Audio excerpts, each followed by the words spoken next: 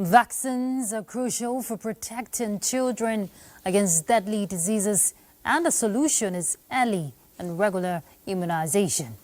Despite the efficacy of vaccine in preventing deadly diseases among children and cost-effective strategy to reduce both the morbidity and mortality associated with infectious diseases, yet vaccine-preventable diseases remain the most common cause of childhood mortality. For some health experts, they believe the benefits of immunization to a country is highly dependent on a viable and sustainable health system, which include adequate financing, dynamic and motivated workforce, strong partnerships, and effective community participation. Achieving high levels of immunization coverage is part of the goal in achieving universal health coverage. But how is the government at all levels ensuring effective vaccination coverage across the country? Tonight, on Weekend File, we will be discussing ways of promoting vaccination against child killer diseases. How available? Our guest is the Director General, Control and Immunization, National Primary Healthcare Development Agency, Dr. Garba Ahmed Rufai. Thank you for joining us. This is Weekend File. I'm Ruth Aguele. First, let's bring you the news.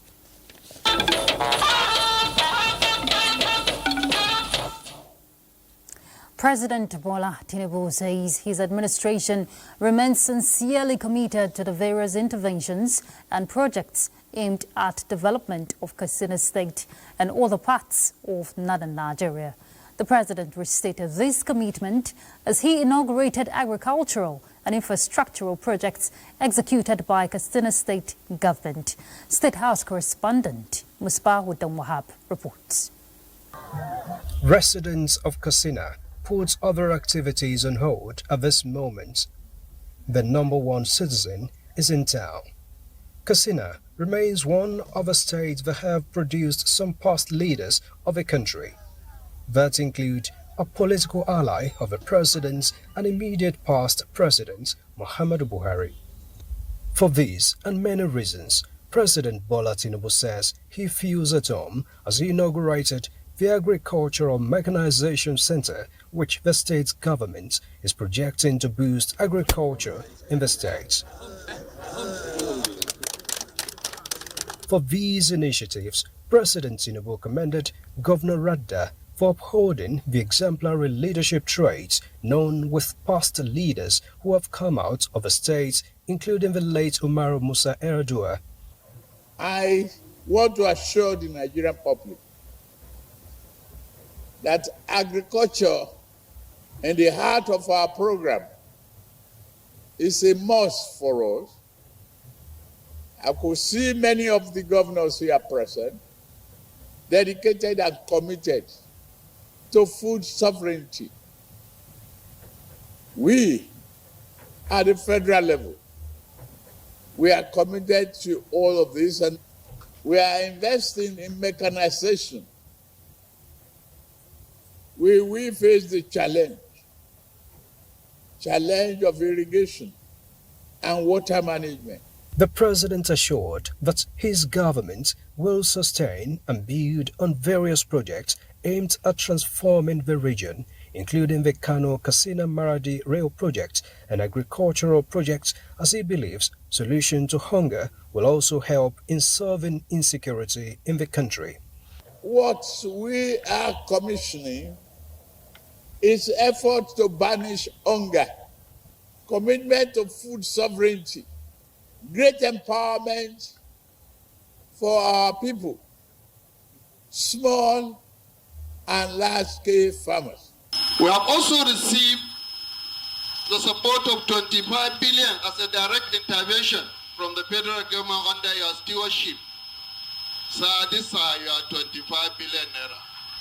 This is what we use the money for. While promising to continue to maximize the opportunity with more commitment to developmental projects, the governor seeks more federal support, particularly in ending insecurity. We'll continue to count on the federal government support to completely eradicate banditry and criminality in our state and the Northwest region in general, Mr. President. President Tinubu also inaugurated a 24-kilometer Katsina Eastern Bypass dual carriageway and flyover bridge named after him. From Katsina, Musbao, then Wahab, NTA News. Following that development, more commendations are coming for bold decisions and reforms of the Tinubu's administration, which are reportedly repositioning the sub-national governments with more resources to facilitate development and growth at the grassroots across the country. Governor Diko Rada of Katsina State appreciated the leadership of President Bola Tinubu through the economic transformation of the country. State House correspondent Musbahu Danwahab reports again that it was at a state banquet and presidential interactive session with Katsina elders. A working visit like this does not come often from a sitting president. Katsina State, ranking highly to President Bola Tinubu, got this opportunity and maximized it to the fullest. Some state governors were equally here to compliment. And in a way, Governor Diko Rada is marking the honor with a state banquet.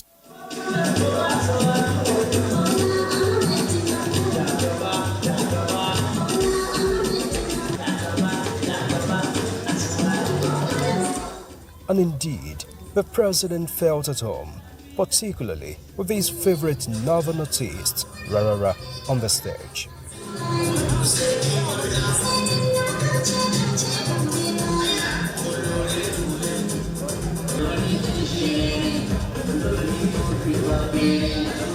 Traditional and political leaders, including past ones, leveraged the platform to appreciate the president for his support to one of them, former President Muhammadu Buhari, and for the appointment of many of them to key positions currently. The reforms instituted by the president were again celebrated for yielding more resources for the central and sub-national governments to work with.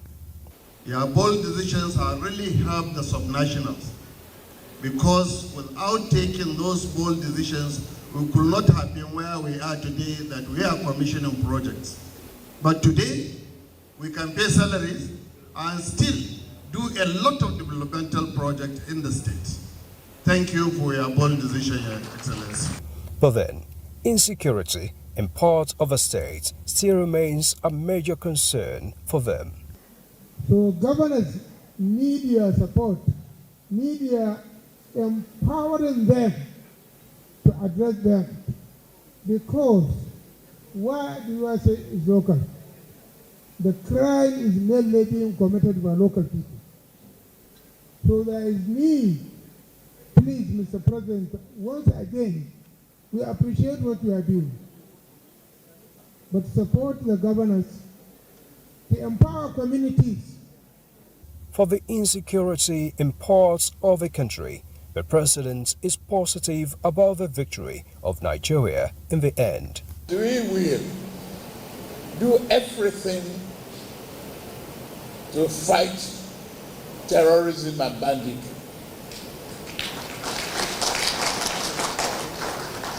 Yes, we will invest more in technology. We will take over all our forests. We must. It was never like this before in Nigeria, but we will reverse the trend. And then, President Tinubu reassures about the recovery of the economy. The ability of a leader to take a decision at the right time is the hallmark of leadership. With the latest influx of bigwigs into the ruling party, Governor Rada says the state remains resolute in support of President Bola Tinubu's administration. From Katsina, Musbao, then Wahab, NTA News. Vice President Kashim Shettima was among dignitaries that attended the inauguration of Gabonese President Brice Oligui Nguema. State House correspondent Abdurrahman Jibrila reports that this follows his election victory that was on April 12, 2025. The inauguration ceremony, which held in Libreville, Gabon, saw military parades, march past and display of Gabon's rich cultural heritage. The president of Gabon thanked citizens of the country for their overwhelming support for him, leading to his emergence as a democratically elected president. He pledged to work hard for the development of Gabon as well as empower the youth in order to secure the future of the nation, and also recognized the role of the United Nations as he pledged to work with them, just as he called for peaceful coexistence amongst African nations. Vice President Kashim Shettima has since returned to Abuja. In other news, Secretary to the Government of the Federation, George Akume, says Bola Ahmed Tinubu's administration is committed to national unity, territorial integrity and inclusive governance. He made the remarks while receiving a delegation from the Northern Pentecostal and Charismatic Bishops' Communion of Nigeria, led by Archbishop John Praise Daniel. Shehu Mohammed Detti reports. The Secretary to the Government of the Federation, George Akume, urged religious leaders to support the federal government's efforts to promote national security and unity in line with the President Bola Ahmed Tinubu's renewed hope agenda. President Bola Ahmed Tinubu believes he can do it no matter the circumstances. He's a veteran, politician and statesman. He believes in our country, its unity, its territorial integrity, and he runs the government that is very, very inclusive. Archbishop John Praise Daniel commended President Tinubu for establishing the Federal University of Applied Sciences in Kachia, southern Kaduna, saying it has brought educational opportunities closer to the people. We have seen a lot of changes taking place, and we know this is just 2 years plus.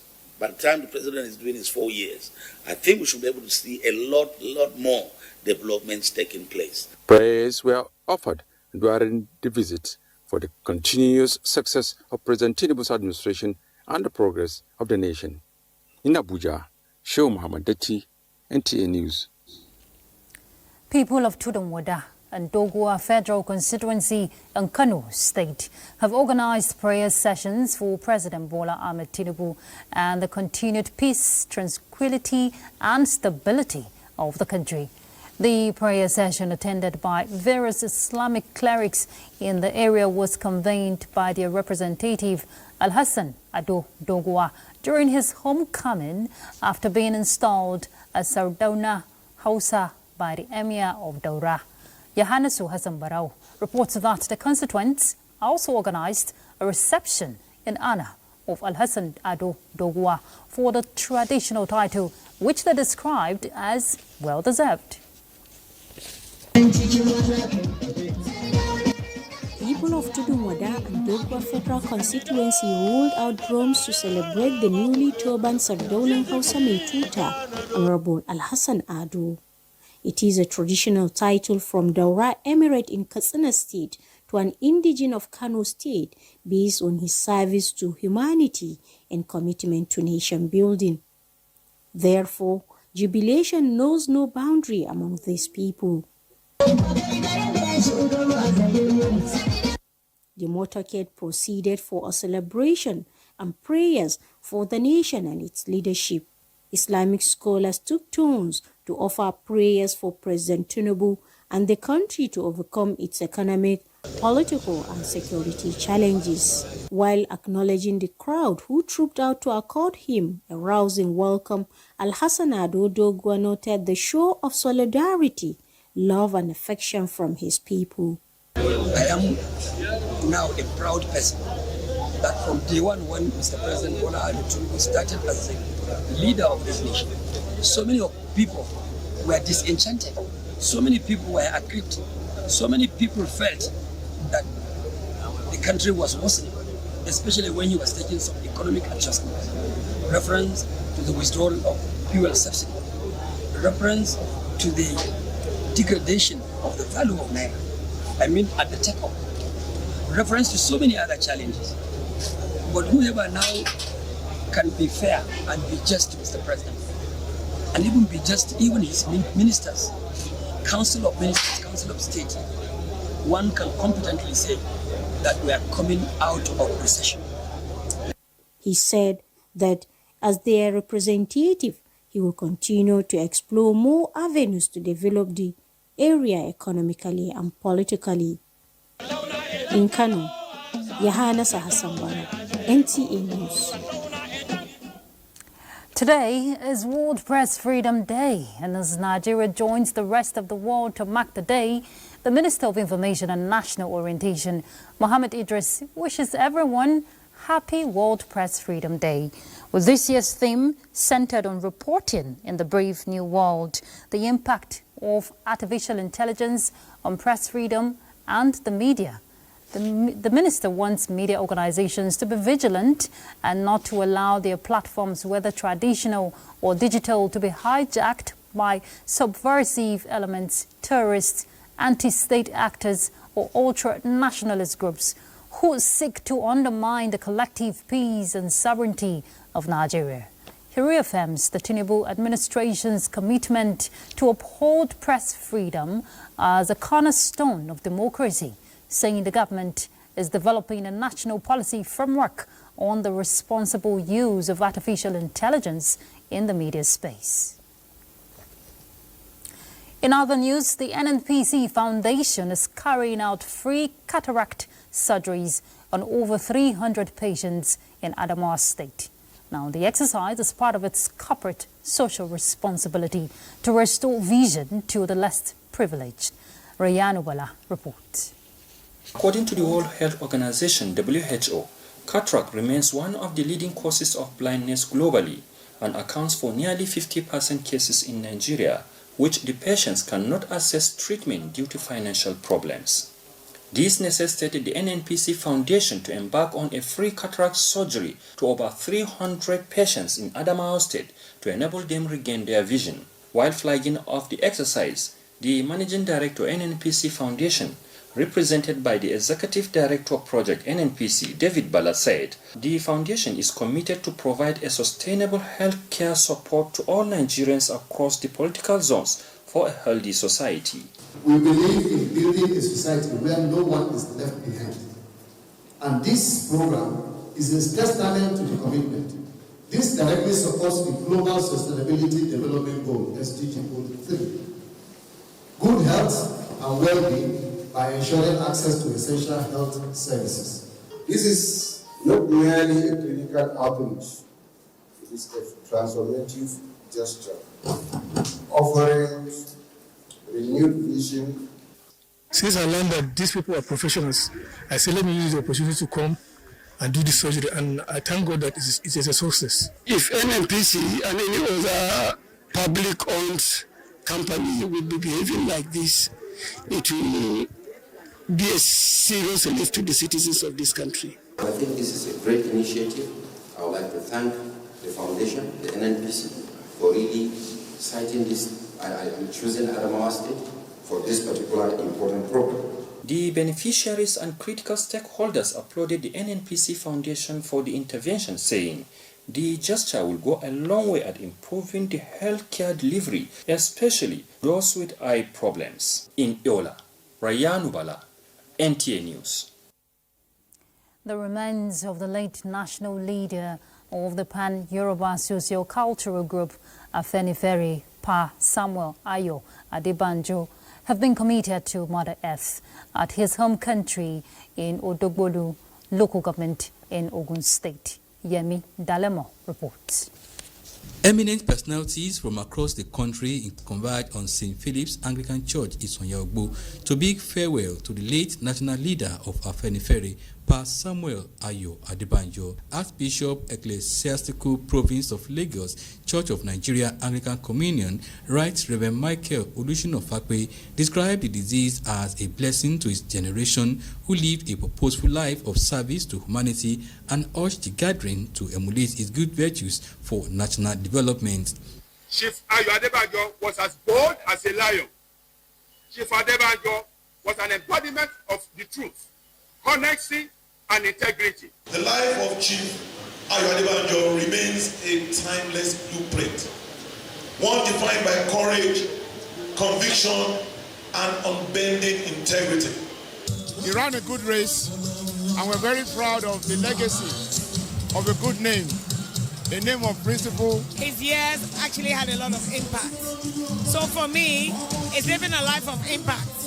He's defender of democracy, a father of all the freedom fighters. His body was later interred at a private cemetery. Late Chief Ayo Adebanjo, who died at the age of 96, was a staunch follower of Chief Obafemi Awolowo's ideology. Yemi Dalemo, NTA News.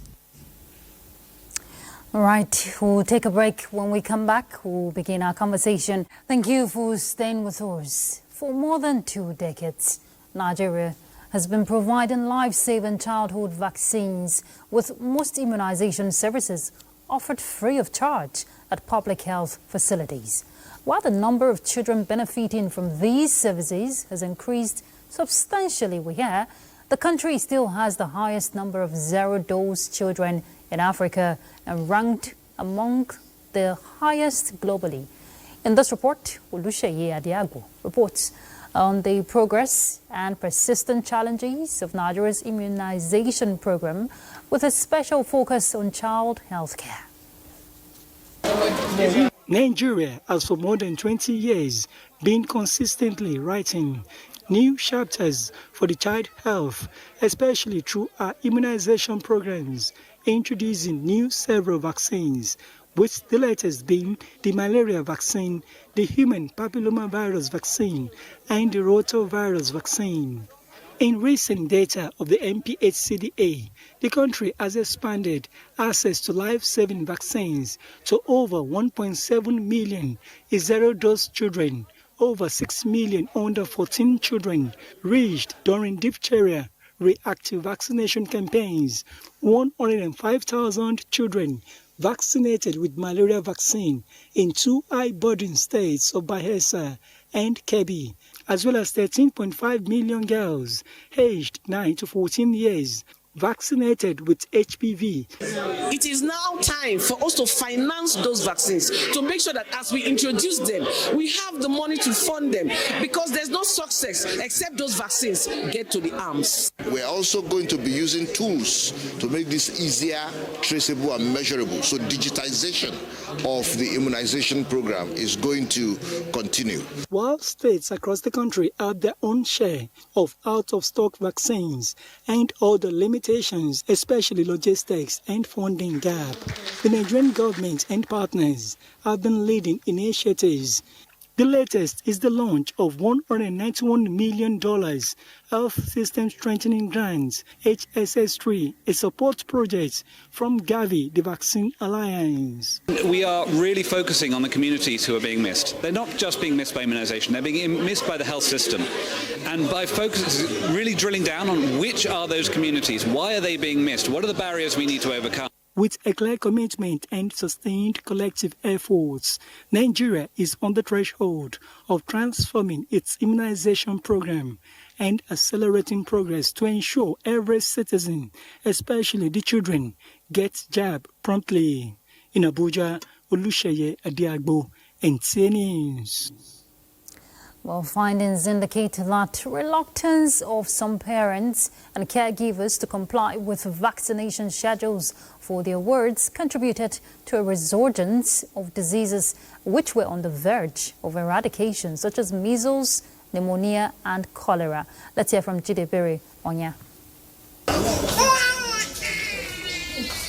The Federal Ministry of Health recommends that a child can be said to be fully vaccinated if he or she has received the BCG vaccination against tuberculosis, 3 doses of DPT to prevent diphtheria, whooping cough and tetanus, at least 3 doses of polio vaccines, and 1 dose of measles vaccine during the first year of a child's life. Immunization is free.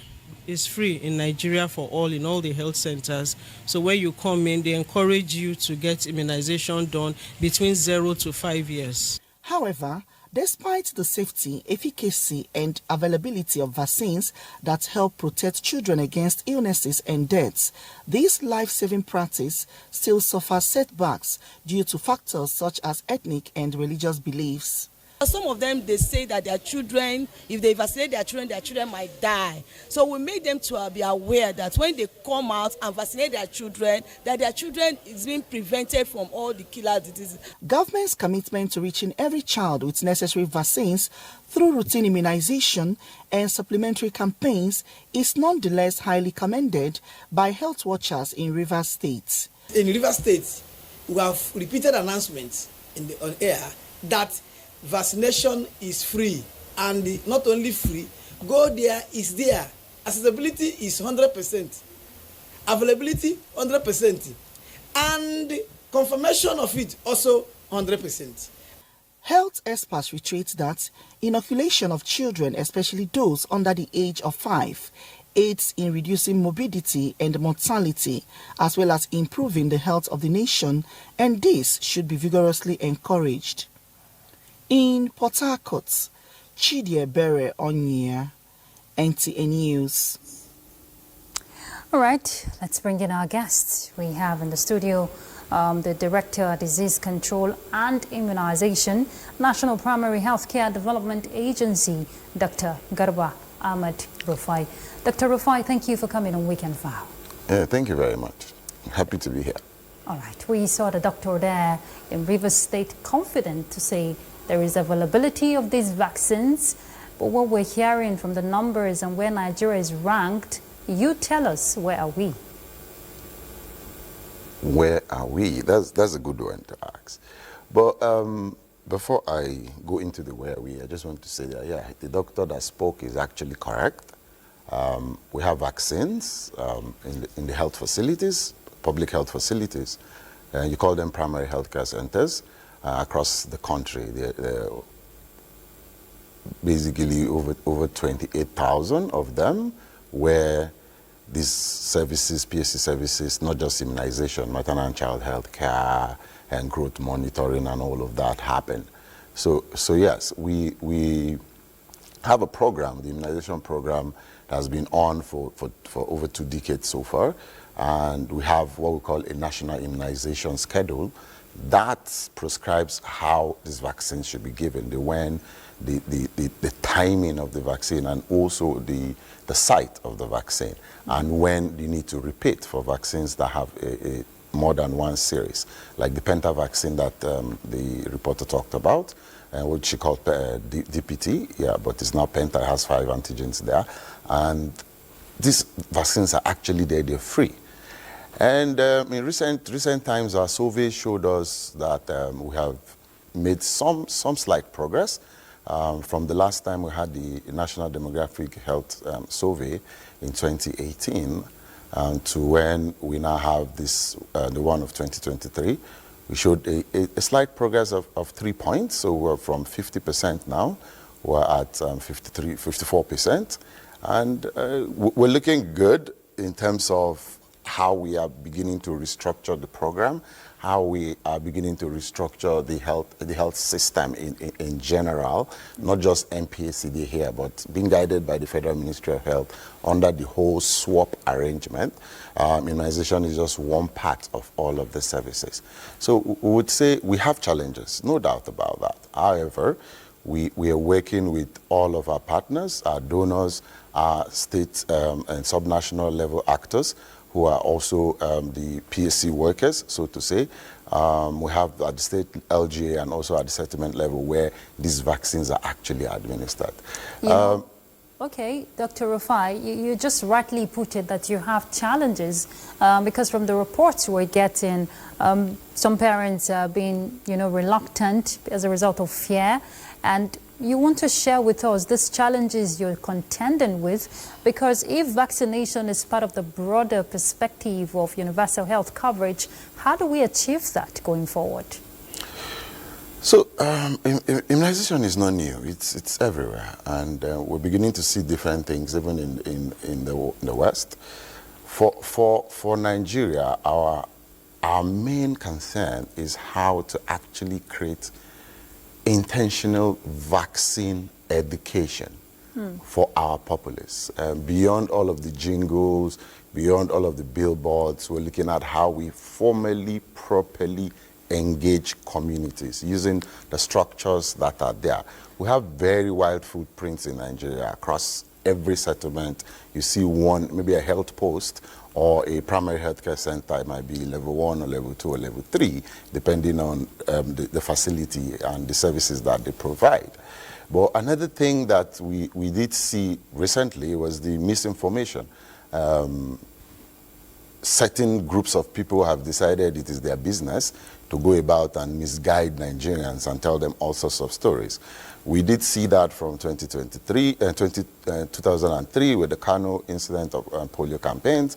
We're able to resolve all of that. We've worked with the partners, we worked with the state, we worked with the religious and traditional leaders, we work with CBOs and CSOs to be able to correct some of these things. And yes, it's not all about misinformation though. We have people who genuinely claim that they don't know about vaccinations and they don't know when. Then you have to look at all of it. Do you doubt that? I wouldn't really doubt that, but I would say that is a small fragment of the population. Okay. Yeah, and we have more people who are aware of it, however, have their reasons. Might be religious, might be social. Sometimes they're bigger. We just recently resolved the case in one of the states where we're conducting the polio campaign. We just concluded the polio campaigns, where a whole community just turned us down. And by the time we got into them to engage with them, we found that their issues were different. They were talking about all of the bad roads, all of the other social factors. And yes, government is unwholesome. Whether we are the NTA, CDA, we're still part of government. We do our part. We make sure we provide the vaccines. We make sure we train the health workers. We make sure the vaccines actually get to those last mile where it is important. The vaccines being in my store or the National Strategic Cold Store does not mean anything. I can come and say I have 50 million doses of any antigen. But so long as it doesn't get there, so that's what NPCDA does, getting the vaccine to the people. All right, Dr. Rufai, we'll pick up with the conversation. We have to take a break. Do stay tuned. Thank you for staying with us, and still on the conversation of ways of, promoting vaccination against killer diseases. Well, for Sokoto State, it is targeting about 1.5 million children in the ongoing vaccination exercise. Now, this is part of giant strides to improve child health by making vaccines accessible and available across the state. Let's hear from Delhatu Abdullahi. Developing countries like Nigeria, childhood killer diseases significantly contribute to mortality rates among children under 5. These diseases include pneumonia, malaria, meningitis, and chickenpox, among others. Pneumonia alone is reportedly responsible for over 800,000 deaths worldwide annually, with Nigeria accounting for a significant number, while malaria claims over 1 million lives every year, primarily in Africa. Determined to effectively combat this situation, Sokoto State government, through the Ministry for Health and its agencies, are strategizing to vaccinate 1,385,876 children in the ongoing Immunization Plus days. Another approach adopted is the implementation of the Reach Every Settlement Immunization Strategy, aiming to cover over 419 settlements, excluding the highly security threat areas. Sokoto was also selected alongside 5 other northwestern geographical states to implement, identify and enumerate children in order to ensure that there is wider coverage of children to be immunized. The challenges is that mothers don't want to bring their children to hospital, maybe because of issue of transportation, in spite of the fact that immunization is free of charge.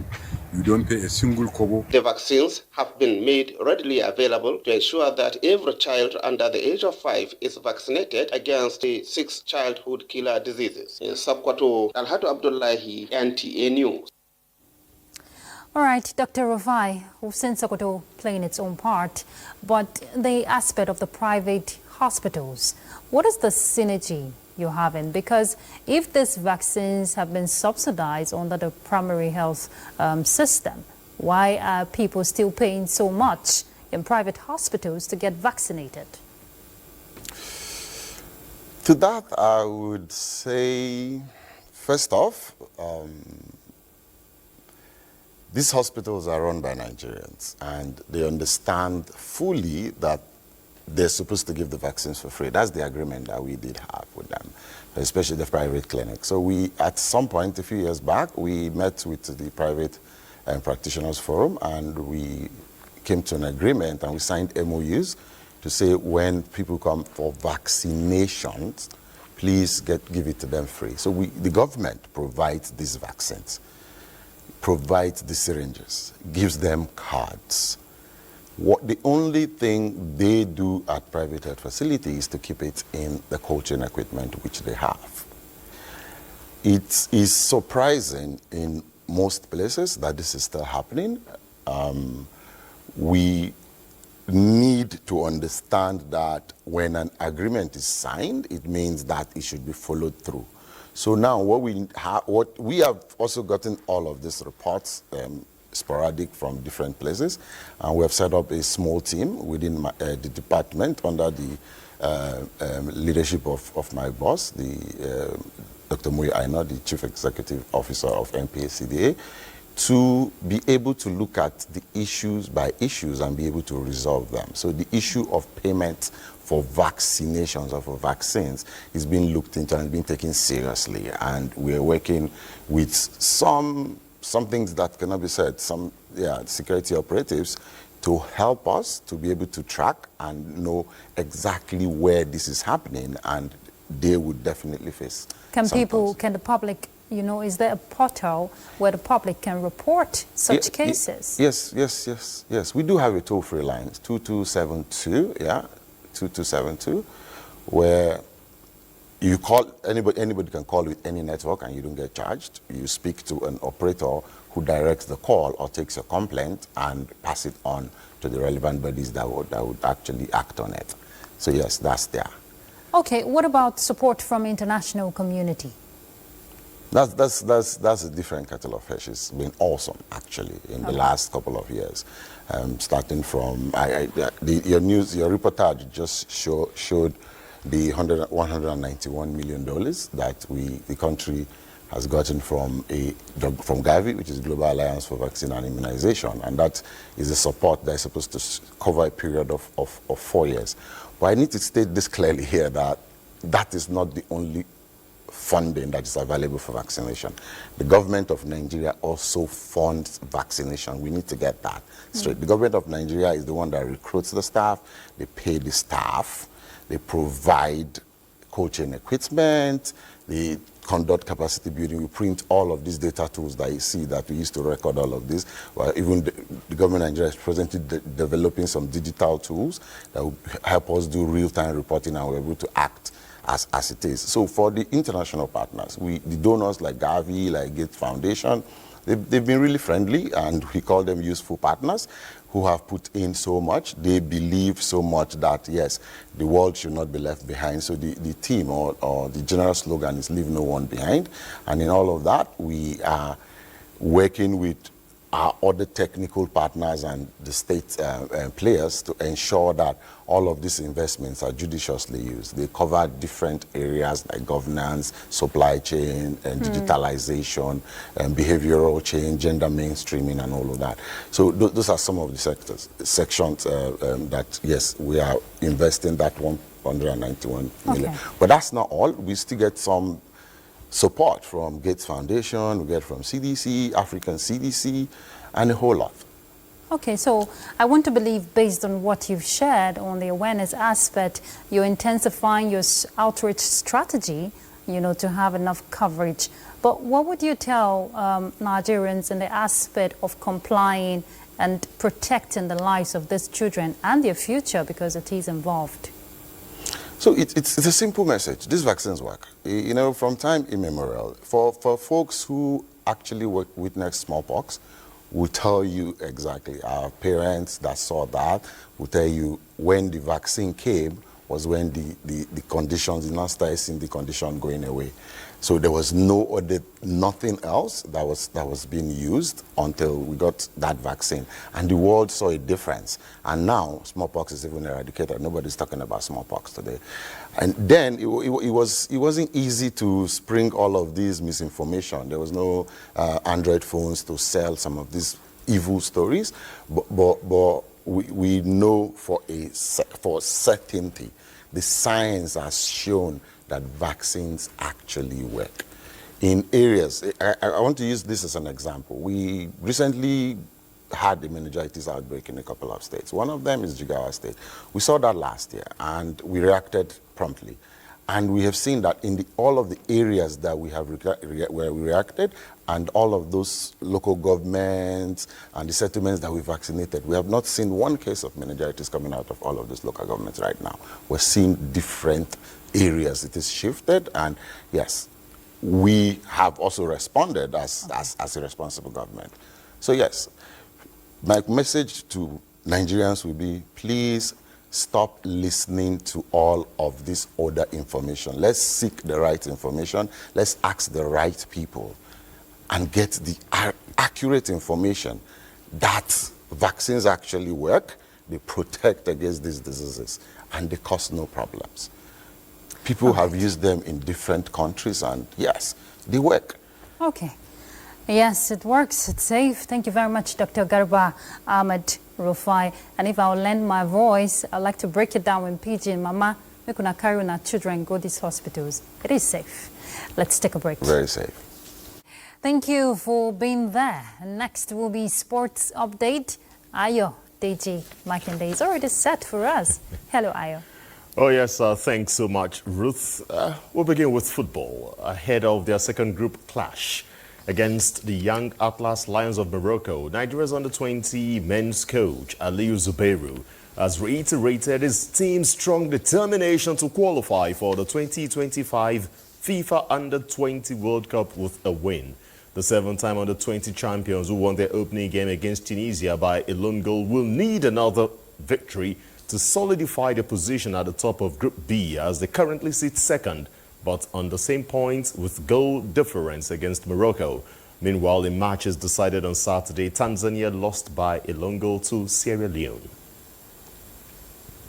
Elsewhere, Arsenal's hope of securing a second-place finish in the Premier League took a huge hit following a 2-1 defeat to Bournemouth, who claimed their first-ever league double over the Gunners.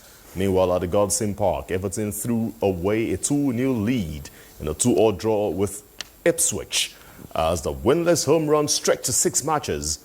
Earlier in the day, Aston Villa kept their hopes of a top-5 finish alive as they narrowly defeated Fulham by a lone goal at the Villa Park, extending their unbeaten run to 17 games at home. On Sunday, Brentford welcomed Manchester United. West Ham United and Tottenham are in a London derby, while Chelsea will mount a guard of honor for English Premier League champions Liverpool when they visit Stamford Bridge.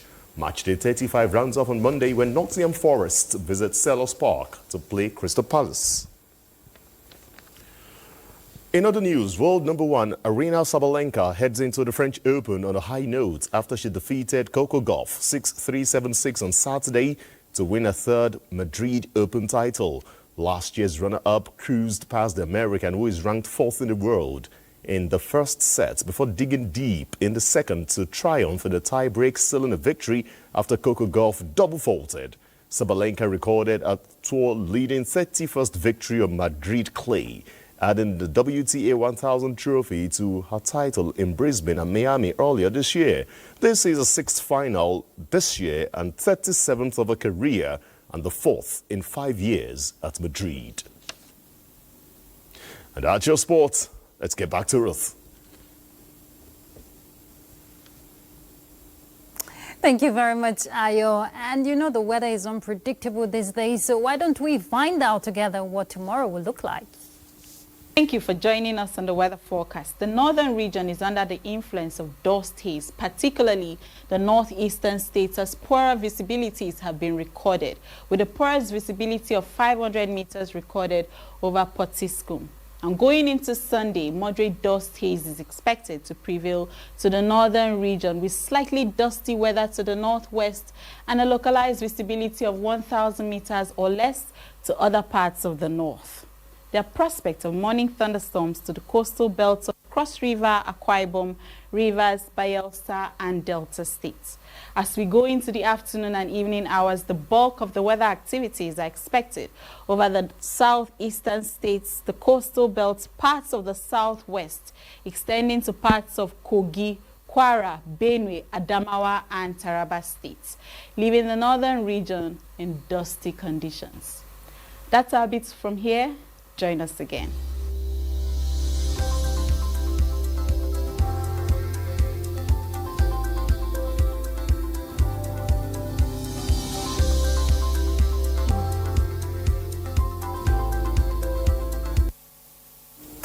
Now you know, but just before we go, today is indeed a special day for journalists. It is World Press Freedom Day, and it's crucial, you know, to show support and solidarity with journalists, recognize their vital role in upholding freedom of expression, holding power accountable, and providing crucial information to the public. It is also important to remember that journalists often face significant risk and threats in the course of their work. So from us here in NTA, happy World Press Freedom Day and have a productive week ahead. And now, thank you. I'm Ruth Aguele. Good night.